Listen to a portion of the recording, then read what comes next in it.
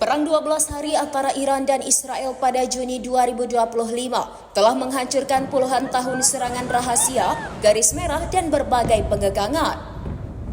Dalam waktu kurang dari 2 minggu, rudal Iran mencapai Tel Aviv dan jet-jet tempur Israel menyerang jauh ke dalam wilayah Iran.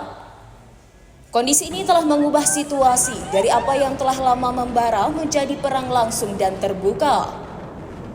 Analis geopolitik Timur Tengah Muhammad Hasan Soidan menilai gencatan senjata yang terjadi antara Iran dan Israel bukanlah sebuah terobosan melainkan sebuah jeda. Menurutnya, kedua belah pihak kini sedang mempersiapkan diri untuk konfrontasi panjang yang akan menjangkau seluruh kawasan, membentuk kembali aliansi, dan menguji batas-batas dominasi Amerika Serikat di Asia Barat. Presiden Amerika Serikat Donald Trump yang semakin berhati-hati tentang keterlibatan regional lebih menyukai strategi sempit yang berfokus pada pencegahan ledakan nuklir tanpa berkomitmen pada keterlibatan militer yang mendalam.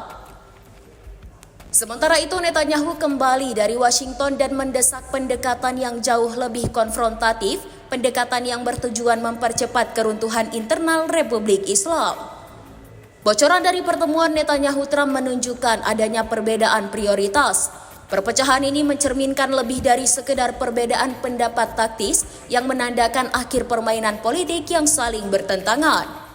Bagi Trump, diplomasi adalah alat untuk mengelola eskalasi. Bagi Netanyahu, konfrontasi adalah strategi itu sendiri. Tel Aviv menuntut kapitulasi alih-alih penahanan.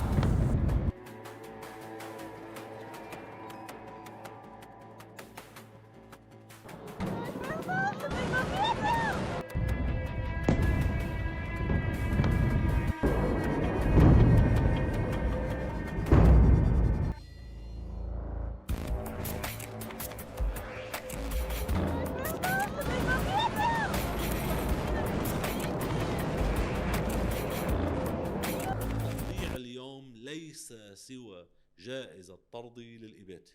يعني طرح التطبيع اليوم أصلا أنا برأيي أنه يجب